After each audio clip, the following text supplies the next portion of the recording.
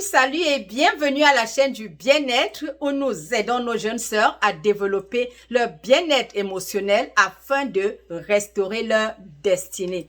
Pour vous qui êtes là pour la première fois, celle qui vous parle, c'est Maman Brigitte Monté, plus affectueusement appelée Maman. Alors, soyez les bienvenus et n'oubliez pas de cliquer sur le bouton de notification pour être informé de nos prochaines vidéos.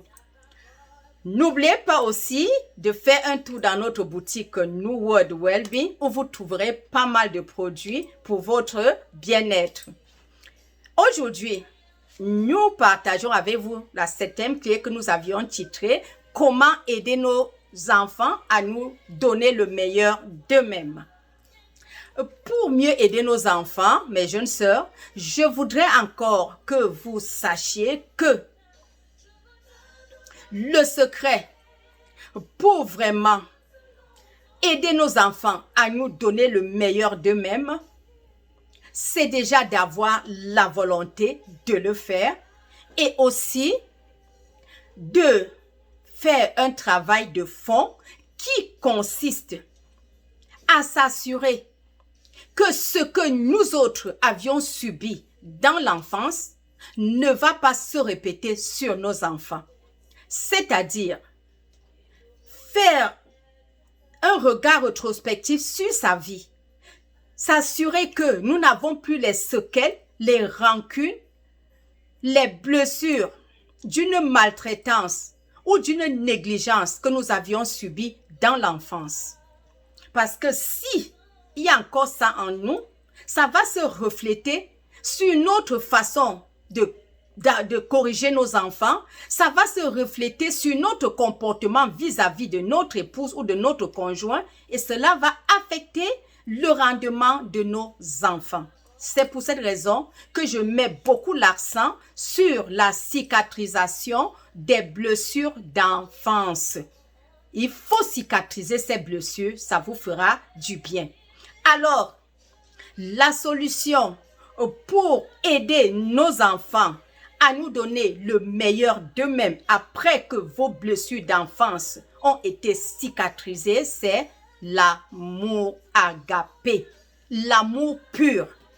Si vous donnez à vos enfants cette chance de vivre dans un climat d'amour, que l'enfant sent autour de lui, autour d'elle, que non, mes parents s'aiment, je suis aimé, il y a la joie autour de moi, automatiquement, cet enfant, que ce soit dans la société, à l'école ou dans n'importe quel milieu il se retrouvera, l'enfant va s'exprimer. Il aura le courage de s'exprimer parce qu'il le fait déjà à la maison.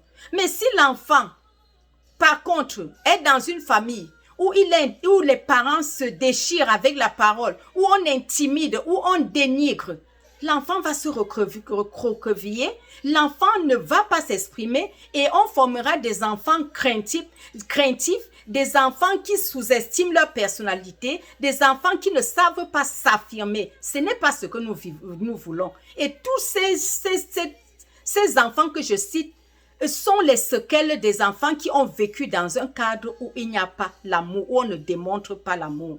Donc le secret pour que nos enfants nous donnent le meilleur d'eux-mêmes, c'est de vivre l'amour et lui donner l'amour. Alors, comment est-ce que nous devons donner l'amour à nos enfants? Donner l'amour à nos enfants, ça ne veut pas dire aller leur offrir tous les cadeaux, les habits à tort et à raison. Non. Apprenons à nos enfants l'esprit du mérite. Même si vous trouvez un article qui vous plaît ou bien un vêtement qui vous plaît, achetez, gardez ça quelque part, même dans votre voiture, même au fond de la voiture, n'importe où. Et attendez les opportunités, quel que soit le petit acte que l'enfant a posé. Oh, félicitez-le d'abord verbalement et peut-être demain ou bien en soirée, offrez-lui, sortez le cadeau, dites voilà, parce que tout à l'heure tu t'es comporté ainsi, alors voilà un cadeau. Vous verrez que ça va multiplier ces opportunités-là dans cet enfant-là. Et ça va aussi lui apprendre l'esprit du mérite. Alors, une autre façon de démontrer l'amour à nos enfants, c'est de leur donner des câlins. Savoir leur donner des câlins. Savoir donner des câlins aux parents auprès d'eux. savoir aimer s'il y a des tatas, des tantes dans la maison, démontrer cet amour avec les membres de la famille qui habitent la maison. Ça, les enfants sont très observateurs, ils observent beaucoup. Ça aide et ça stimule en eux une certaine ouverture d'esprit. Une autre façon encore d'exprimer l'amour à nos enfants, c'est de se rabaisser à leur niveau, c'est-à-dire jouer avec eux. S'ils sont en train de jouer avec leurs joueurs, jetez-vous aussi au sol et commencez à faire la même chose avec eux. Ils vont se sentir très à l'aise. Pour ceux qui ne sont plus au niveau des jouets, si c'est le devoir, venez voir qu'est-ce qu'il est en train de faire, approchez-le et voyez si vous pouvez lire le texte avec lui, comprendre avec lui. L'enfant sera content de savoir que son parent est en train de faire ça avec lui. Et pour ceux qui sont déjà d'un certain âge, vous pouvez toquer à leur porte, ça toujours après avoir tapissé le terrain avec un climat d'amour. Parce que si vous sortez d'une dispute et vous toquez à la porte, vous serez malvenu, il ne va même pas vous accepter. Il faut que l'amour soit d'abord bien tapissé, vous toquez, l'enfant va vous dire maman ou papa entre. Et là, vous entrez, oh qu'est-ce que tu fais? Et vous imprégnez à sa vie. Ça va vous donner de découvrir des choses et de rectifier beaucoup de choses. Alors, voilà, en quelque sorte, j'ai dit donner des baisers. Et je voudrais aussi que vous sachiez que la méthode que nos parents utilisaient pour nous corriger, par des chicottes, par des paroles blessantes, ne paye plus. Nos enfants aujourd'hui sont tellement fragiles. Leurs cerveaux sont fragiles. Au point où, si vous voulez utiliser la même méthode, vous traumatisez l'enfant et vous développez un enfant, un malade mental autour de vous. Ce n'est pas ce que nous voulons. Parce que s'ils ne parlent pas, ils emmagasinent des choses et quand la bombe va s'éclater, vous n'aurez que vos larmes pour pleurer. Alors, ne pensez plus utiliser l'ancienne méthode. Si l'enfant fait des erreurs, il y a une raison derrière cette erreur. Il a pensé à quelque chose avant d'arriver là-bas. Abordez-le tout calmement, mais tout fermement. Qu'est-ce qui s'est passé? Comment est-ce que tu as réfléchi pour te retrouver là-bas? Si c'est un enfant qui d'habitude cause avec ses parents, il va dire, papa, maman, voici ce que je pensais faire. Et là, vous verrez que il n'était pas aussi bête comme vous pensez. Il a réfléchi avant d'agir. Et c'est à vous maintenant, après de ce qu'il vous aura dit, ici, ce qu'il aurait dit, que vous allez rectifier, lui apporter la bonne solution, la bonne réponse. Alors, ne croyons pas que c'est la chicotte qui résout, non. Soyons posés mais fermes avec nos enfants. Et comme disent les psychologues, on a constaté qu'il y a 8 types d'intelligence et que l'école ne développe que les 2/8.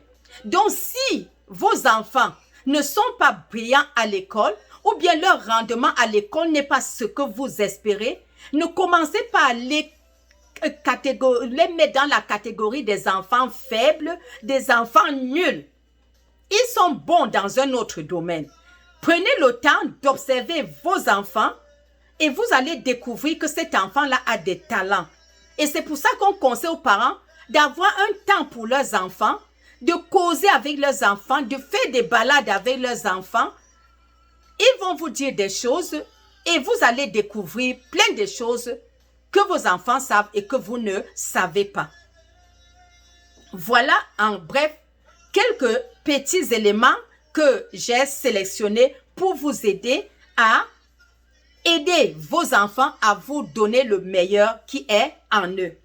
Alors, un curé avait dit, le plus beau cadeau qu'un parent puisse donner à ses enfants, c'est d'aimer leur maman.